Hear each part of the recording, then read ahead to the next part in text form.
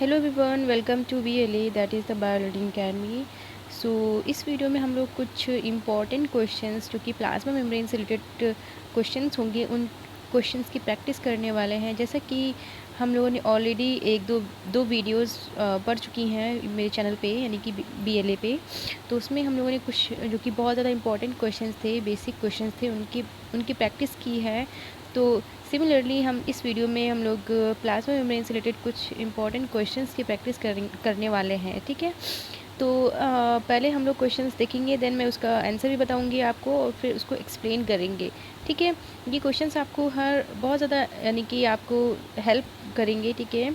आप अगर इस टॉपिक सेल बायोलॉजी में भी थोड़ा बहुत आपने अगर कुछ भी पढ़ा होगा, जैसे कि प्लाज्मा मेम्ब्रेन हो गया, प्रोटीन्स हो गया, लिपिड्स के बारे में, तो आपको ये क्वेश्चंस ऑब्वियसली सी बातें आ जाएंगे, ठीक है। तो अगर आप मेरे चैनल पर नए हैं तो आप मेरे चैनल को सब्सक्राइब कर सकते हैं और बेल आइकन को प्रेस कर सकते हैं, ठीक है, ताकि आपको जितनी भी वीडियोस इस चैनल से रिलेटेड आप अपलोड होंगी उसका नोटिफिकेशन आपको बहुत ही आसानी से मिल जाएगा, ठीक है। तो चलिए टाइम को वेस्ट ना करते हुए हम लोग क्वेश्चंस देखते हैं कि कौन कौन से क्वेश्चंस है, okay. So the first question is that is the according to fluid mosaic model the correct sequences of substances in plasma lemma, ठीक है। यानी कि प्लाज्मा मेम्ब्रेन में से कौन सा फ्लूइड मोसाइक मॉडल के अकॉर्डिंग, ठीक है, तो वो सीक्वेंस करेक्ट क्या होता है। तो यहाँ पे जो करेक्ट ऑप्शन है वो ये है प्रोटीन, लिपिड एंड प्रोटीन, ठीक है। तो इस तरह से इनकी जो सीक्वेंसिंग होती है सब्सटेंसेस की वो होता है प्लाज्मा मेम्ब्रेन में, ठीक है। प्रोटीन्स होते हैं, देन लिपिड्स होता है, फिर लिपिड्स होता है, देन प्रोटीन होता है, okay. So right answer is second, option B is the right answer, okay. So second question पे हम लोग मूव करते हैं। सेकेंड क्वेश्चन क्या बोल रहा है, मेम्ब्रेन अकर्स इन, ठीक है। तो इस क्वेश्चन का जो आंसर है वो क्या है, यहाँ पे ऑप्शन जो दिए हुए हैं, chromosomes, nuclei and mitochondria, cytoplasm, chloroplast and mitochondria, cytoplasm, nuclei and starch grains and chromosomes, chloroplast and starch grains. तो इसका आंसर आपको क्या सही लग रहा है। सो इसका जो करेक्ट ऑप्शन है वो है साइटोप्लाज्म, क्लोरोप्लास्ट एंड माइटोकॉन्ड्रिया, ठीक है। ये मेम्ब्रेन जो होती है वो साइटोप्लाज्म, क्लोरोप्लास्ट एंड माइटोकॉन्ड्रिया में देखी जाती है। Next question is plasma membrane कैसी होती है। जैसे कि आपने उसमें पढ़ा होगा ना, जैसे कि सेल बायोलॉजी में पढ़ा होगा, जो प्लाज्मा मेम्ब्रेन होती है जो कि डबल मेम्ब्रेन होते हैं ना, इस तरह से, जैसे कि एक सेल होती है ना, आप सपोज करिए ये सेल है हमारी, ओके।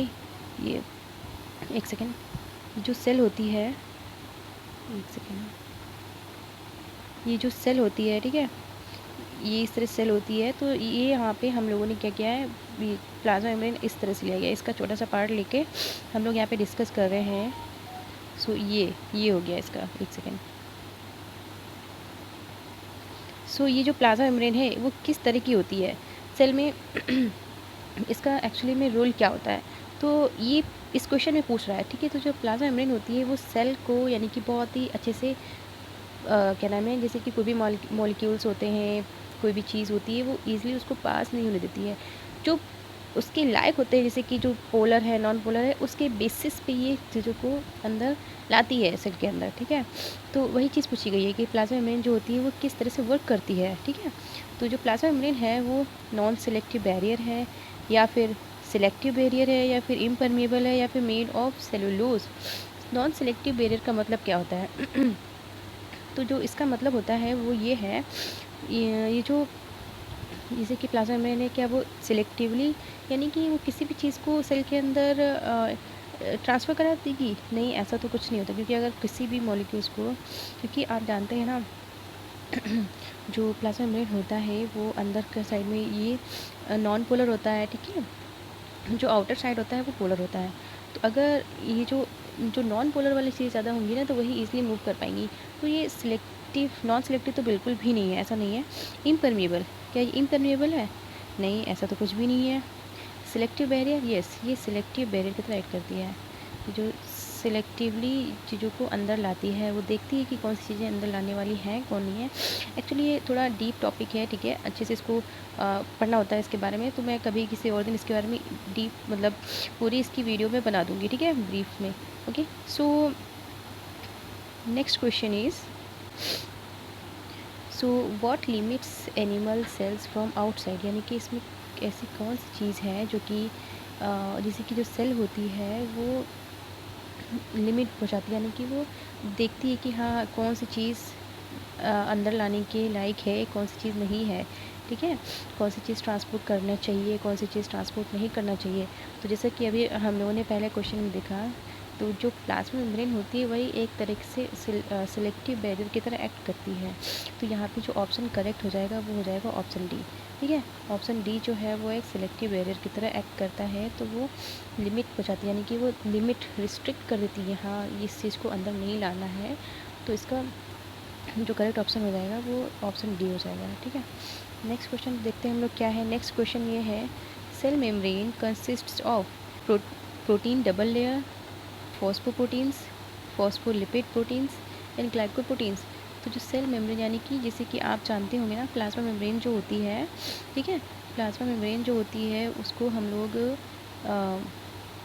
एक सेकेंड, जो प्लाज्मा मेम्ब्रेन होती है ना, ठीक है, उसको हम लोग सेल मेम्ब्रेन भी कहते हैं, ओके, एंड बायो मेम्ब्रेन के नाम से भी जानते हैं इसको हम लोग। तो इसको कई नाम से भी जाना जाता है। तो सेल मेम्ब्रेन जो होती है वो कंसिस्ट करती है, तो सेल मेम्ब्रेन जो होती है वो ग्लाइकोप्रोटीन्स को कंसिस्ट करती है। इसका राइट आंसर जो हो जाएगा वो ऑप्शन डी हो जाएगा, okay. Next question is, non membranous cell organelles are, यानी कि यहाँ पे ये पूछा गया है कि जो सेल के जो ऑर्गेनेल्स होते हैं, ठीक है, जैसे कि न्यूक्लियस हो गया, माइक्रोट्यूब्यूल्स हो गया, इंटरमीडिएट फिलामेंट्स हो गए, राइबोसोम्स हो गया, एंडोप्लाज्मिक रेटिकुलम हो गया, ये सारे जो ऑर्गेनेल्स होते हैं इसमें से कौन से मेम्ब्रेनुअस होते हैं और कौन से नॉन मेम्ब्रेनुअस होते हैं। तो जैसा कि आपको आई थिंक पता होगा, जो प्रोकैरियोट्स होते हैं ना, उसमें जो ऑर्गेनेल्स होते हैं उसमें क्या होता है, उसमें लेयर नहीं पाई जाती है, ठीक है, मेम्ब्रेन नहीं पाई जाती। तो जितने भी और प्रोकैरियोट्स में होते हैं वो नॉन मेम्ब्रेनुअस ही होते हैं, बट यूकेरियोट्स में ऐसा नहीं होता है, ठीक है। अब ये नॉन मेम्ब्रेनुअस चीज़ कौन सी होती है, यानी कि जिसमें कि डबल लेयर पाई जाती है, ठीक है। तो देखिए, जैसे कि न्यूक्लियस हो गया एंड एंडोप्लाज्मिक रेटिकुलम हो गया, ओके, माइटोकॉन्ड्रिया हो गया, ऐसे कई सारे ऑर्गेनेल्स होते हैं जिसमें कि मेम्ब्रेन पाई जाती है, बट राइबोसोम्स एंड सेंट्रियोल्स, ठीक है, कि देखिए सेंट्रियोल भी जो होता है वो नॉन मेम्ब्रेनुअस होते हैं, राइबोसोम्स जो होते हैं वो भी नॉन मेम्ब्रेनुअस होते हैं। जैसे कि नॉन मेम्ब्रेनुअस में बहुत सारे ऑर्गेनल्स आते हैं, इंटरमीडिएट फिलामेंट्स जो है, माइक्रोट्यूब्यूल्स हो गया, माइक्रोफिलामेंट्स, ये जो इंटरमीडिएट फिलामेंट एंड ये जो माइक्रोट्यूब्यूल्स वगैरह होते हैं, ठीक है, इंटरमीडिएट फिलामेंट हो गया, माइक्रोट्यूब्यूल हो गया और माइक्रोफिलामेंट हो गया, ये सभी जो होते हैं वो ये जो सभी होते हैं ना, ये एक साइटोस्केलेटन, जैसे कि आपने पढ़ा होगा, साइटोस्केलेटन का पार्ट होता है, ठीक है, ये साइटोस्केलेटन के पार्ट्स होते हैं। तो ये तीनों भी नॉन मेम्ब्रेनुअस ही होते हैं, ओके। सो तो यहाँ पे जो करेक्ट ऑप्शन हो जाएगा वो हो जाएगा option B, that is the centrioles and ribosomes, okay. Next question क्या बोल रहा है, नेक्स्ट क्वेश्चन ये बोल रहा है, which of the following theories explain that plasma membrane is selectively permeable, यानी कि कौन सी ऐसी थ्योरी है जो ये बताती है जो प्लाज्मा मेम्ब्रेन है, जैसे कि अभी हम लोगों ने पहले क्वेश्चन में देखा था, वो सिलेक्टिवली परमीएबल है, ठीक है। तो इसका जो राइट आंसर है वो है fluid mosaic theory. Fluid mosaic theory जो होती है वो ये बताता है प्लाज्मा मेम्ब्रेन एक सिलेक्टिवली परमीएबल मेम्ब्रेन है, ओके। नेक्स्ट क्वेश्चन क्या है, नेक्स्ट क्वेश्चन ये बोला है, the hydrophobic ends of phospholipid molecules are,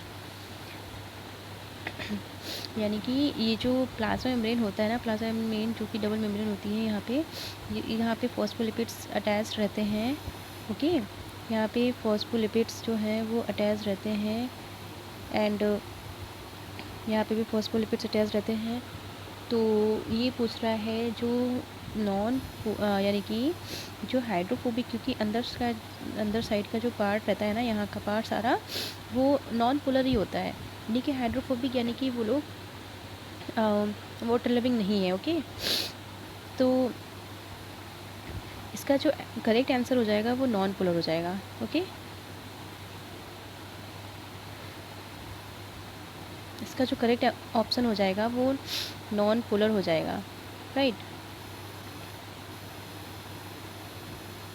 so next question क्या बोल रहा है, the membrane protein that extend through the both sides of lipid bilayer, यानी कि जो लिपिड बाइलेयर होती है ना, जैसे कि जो प्लाज्मा मेम्ब्रेन होता है, ठीक है, जो प्लाज्मा मेम्ब्रेन होती है उसमें ऐसी कौन सी प्रोटीन्स होती हैं जो कि उसको दोनों साइड से उसको पकड़ के रखती हैं, ठीक है। तो यहाँ पे जो करेक्ट ऑप्शन हो जाएगा, जैसे कि एक सेकेंड सो जैसे कि ऐसी कौन सी प्रोटीन्स होती हैं जो लिपिड बाइलेयर, जो डबल मेम्ब्रेन लिपिड बाइलेयर होती है उसको वो पास करके रखती है, यानी कि जैसे कि बोला गया ना बोथ साइड्स, यानी कि ये जो आउटर साइड है वो पोलर है, जो वाटर होता है ये भी पोलर है, ठीक है। अंदर का जो पार्ट रहता है वो नॉन पोलर हो जाता है। तो यहाँ पे ऐसी कौन सी प्रोटीन होती है जो कि इसको पूरी तरह से दोनों साइड से स्पैन करके रखती है। सो यहाँ पे जो क्या नाम है, इंट्रिंसिक प्रोटीन जो होती है वो यहाँ पे करेक्ट ऑप्शन हो जाएगा। Okay, next question is, two plant cells are connected with the help of, यानी कि दो प्लांट सेल्स जो होती हैं वो एक दूसरे से कैसे कनेक्टेड होती हैं, किसकी हेल्प से कनेक्टेड होती हैं। तो यहाँ पे जो करेक्ट ऑप्शन है वो है प्लाज्मोडेस्माटा, ठीक है। जो प्लाज्मोडेस्माटा होता है वो दो सेल्स को, प्लांट सेल्स को कनेक्ट करके रखता है। So the right answer is C. So guys, हम लोगों ने 10 क्वेश्चंस की प्रैक्टिस कर ली है, ठीक है, जो कि प्लाज्मा मेम्ब्रेन से रिलेटेड क्वेश्चंस थे, काफ़ी ज़्यादा इंपॉर्टेंट और बेसिक क्वेश्चंस हैं। ओके, तो अगर आपको ये वीडियो पसंद आती है तो आप मुझे कमेंट करके बता सकते हैं, ठीक है। और thanks for watching this video, मिलते हैं अगली वीडियो में।